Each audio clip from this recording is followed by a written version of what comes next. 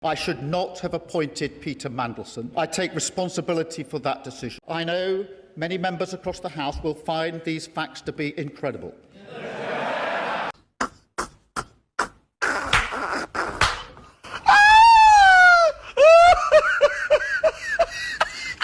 Is this the end of Keir Starmer as our Prime Minister? Well, if you've been living under a rock or you have better things to do with your time than kind of get engaged in this really low-rent theatre that's going on in Westminster about Peter Mandelson and him apparently being Jeffrey Epstein, the renowned paedophile's best friend, and what Keir Starmer did or didn't know when he appointed him as the UK's ambassador to the US, then you would have seen that Keir Starmer has had to answer some very uncomfortable or difficult questions about what he knew, when he knew it, and why he still, it seems, insisted to appoint a nonsense best friend to one of the most important diplomatic posts that we have going. And from the last few days of coverage, it kind of looks like we're watching the slow defenestration of another prime minister.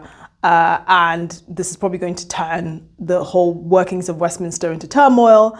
As we know, Labour has never actually replaced a sitting prime minister, so this will be new to the party. But I think, firstly, this quite a pointless distraction. I don't really care. The man is gone. It's really unsavory, yes, but the UK has bigger fish to fry. People have such high energy bills and the cost of living is so high that I just don't understand why this is what we're supposed to be obsessed by.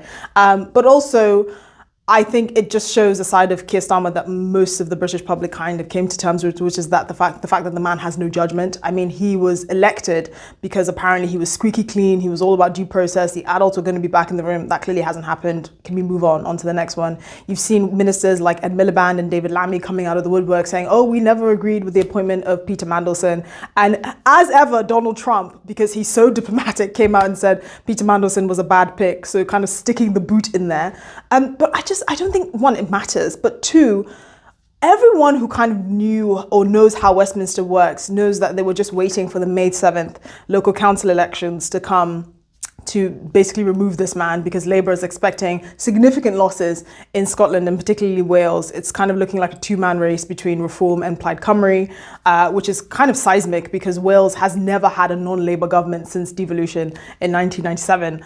So, you know, they were kind of just waiting for that defeat to happen before they drag the political carcass of Keir Starmer's career out. And all this theatre, whether he's going to leave a week or two early, is just kind of adding to that. I think Keir Starmer is running out of people to fire. He's just fired another civil servant, so it kind of looks like he's running out of people to blame. And I think Labour and the country has much bigger problems to deal with. So are we seeing the end of Keir Starmer's political career? More than certainly, yes. Should we care? No.